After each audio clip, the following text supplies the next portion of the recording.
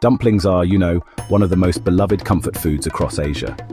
Among the many varieties, Guo Tie, Gyoza, and Mandu really stand out as popular pan-fried dumplings. Each has its own history, flavor profile, and cultural identity. Guo Tie originates from China and literally translates to pot stickers. The name comes from their cooking method, where dumplings are pan-fried until the bottom sticks slightly to the pot. This creates a crispy base while the top remains tender and juicy. Gyoza is the Japanese adaptation of Chinese dumplings. It was introduced to Japan in the 1940s after World War II, when soldiers returned with a taste for Chinese food. Over time, gyoza developed its own Japanese style, with thinner wrappers and a more garlicky flavor. Mandu is the Korean version of dumplings, with roots going back to the Yuan dynasty's influence in the 14th century. Koreans made it their own by adding local ingredients like kimchi. Today, Mandu is enjoyed steamed, boiled, fried, or served in soups. So all three dumplings share a common concept, a thin wrapper filled with seasoned meat and vegetables. However, each culture has adjusted the recipe to suit local tastes. That's actually why they taste similar yet distinct at the same time. Guo Tie fillings often include pork, Chinese cabbage, scallions, ginger, and soy sauce. Sometimes shrimp or mushrooms are added for extra flavor. These dumplings are often dipped in a black vinegar and chili oil sauce. Gyoza fillings usually focus on ground pork cabbage, garlic, ginger, and sesame oil. Japanese chefs tend to use finely chopped ingredients, making the filling smoother. They are commonly served with soy sauce vinegar and chili oil mixed as a dipping sauce.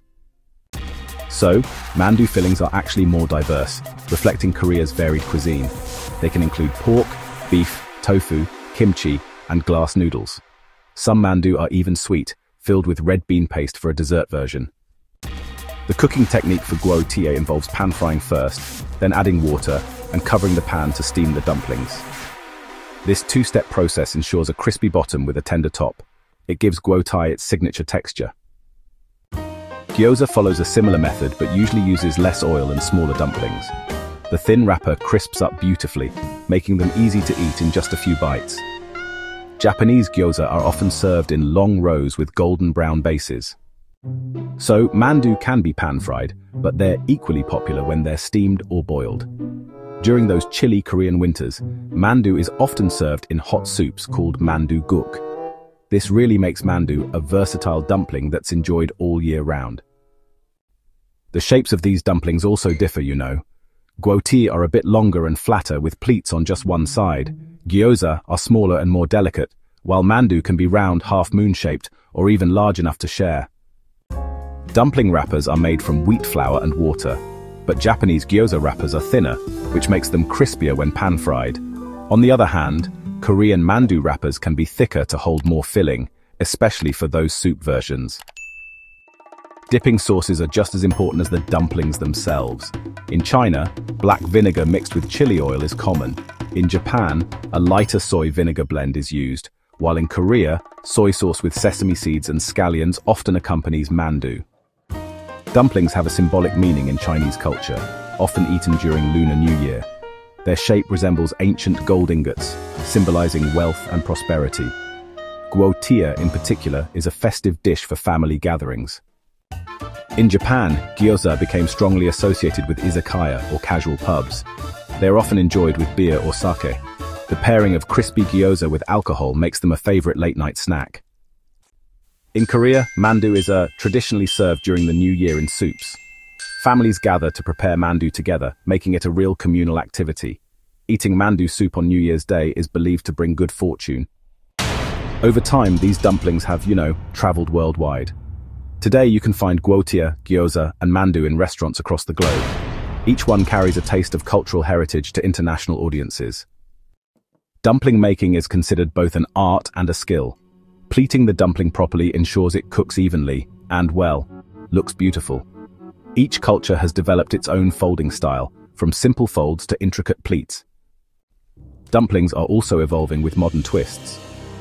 Vegetarian and vegan fillings like mushrooms, tofu, and spinach are becoming more common these days. Some restaurants even create fusion dumplings with cheese or curry inside, which is pretty exciting. Street food culture keeps dumplings alive and popular. In China, you can find Guo Tie sizzling on large flat pans in morning markets. In Japan, gyoza stalls attract crowds with their aroma, and in Korea, Mandu carts are common in busy districts. The popularity of dumplings has also led to frozen versions sold worldwide. Supermarkets stock ready-to-cook gyoza, Guo Tie, and Mandu for easy meals. This makes them accessible to anyone, anywhere. Dumplings are not just food, but also a way of connecting cultures. Many international food festivals feature dumpling-making workshops. People bond over folding, cooking, and eating together. In terms of nutrition, dumplings provide a balance of protein, vegetables, and carbohydrates. Steamed or boiled versions are healthier, while fried ones are more indulgent. This versatility makes them fit for any diet preference. In conclusion, Guo Tie Gyoza and Mandu may share the same foundation, but each reflects the identity of its culture. From the crispy Chinese pot sticker to the delicate Japanese gyoza to the hearty Korean Mandu, they tell stories of history, migration, and tradition. These dumplings prove that simple ingredients, when wrapped with care, can create dishes beloved across the world.